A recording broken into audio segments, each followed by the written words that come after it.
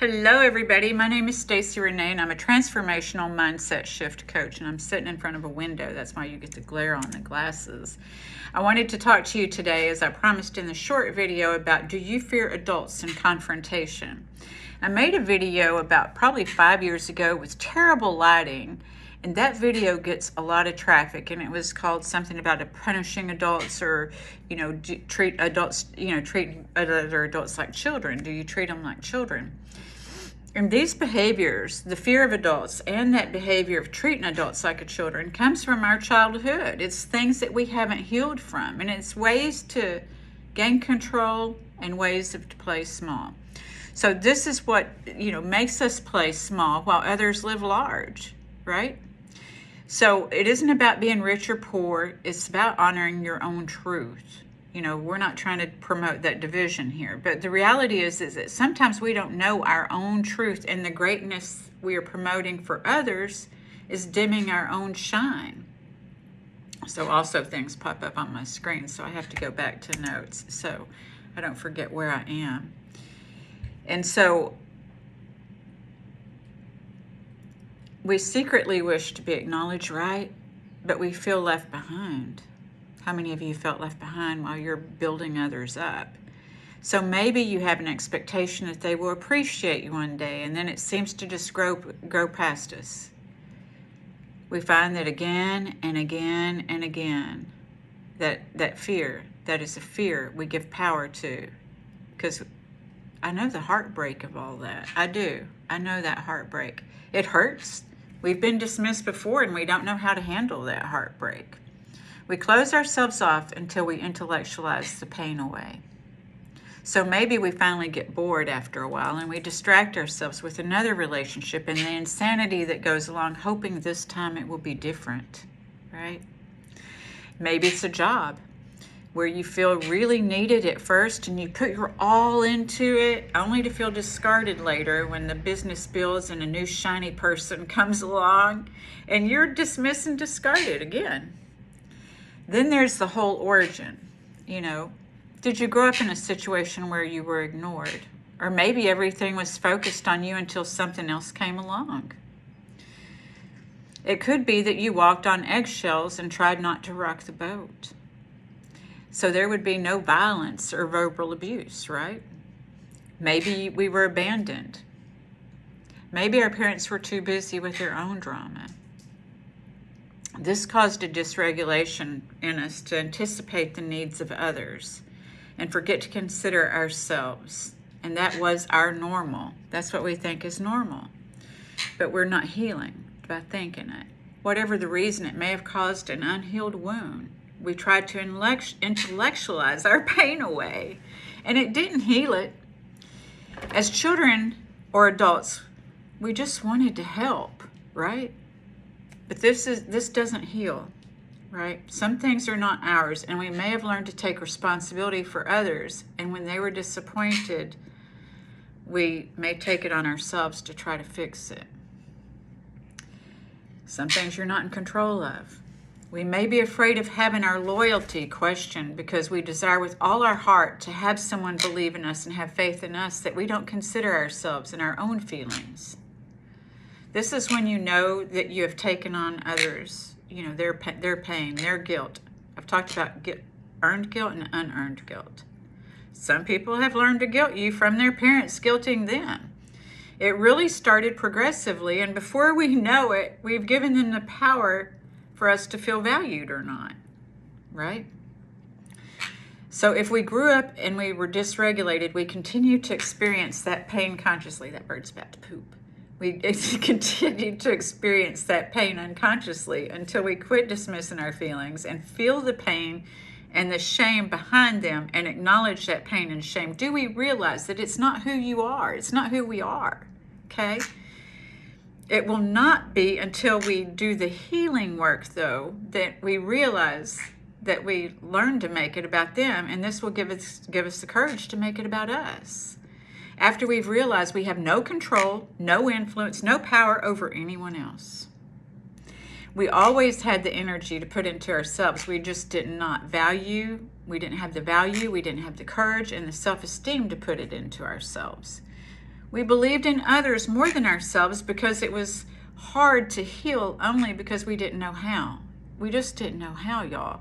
We can forgive ourselves just as much as we forgive everyone else and quit asking for approval, okay? If we were afraid of adults as children, we will continue to be afraid until we heal it. And that will help us find our worth when we do heal it and consider ourselves and our feelings, our worth, our freedom, our autonomy, so they don't take credit for what you do. It's a process, as this was imprinted, ingrained, and embedded in us in every repeated pain and relationship. Taking responsibility of our feelings is empowerment. Dismissing them is not. We'll continue to feel powerless as long as we give our power away. So you've always been enough, not too much. A lot of people fear being too much. Only for those who weren't ready to grow with you is who you're too much for. And it's not about you, that's about them. So we all want to return to our original essence where confidence gives us wings. So I'm going to give you some tips and reflections on this. 1, notice where you shrink. Pay attention to situations where you silence yourself or avoid speaking up. Ask, what am I afraid will happen if I honor my truth? A lot of us seen unhealthy conflict and confrontation or no conflict and confrontation. Therefore, we don't know how to consider ourselves. We don't know how to have healthy conflict and confrontation. Maybe your confrontation is verbally abusive and violent. Maybe that's something that you need to work on if you're feeling guilty afterwards. And then you have to pay people money because you feel guilty because you did, something like this. Or you're burning bridges.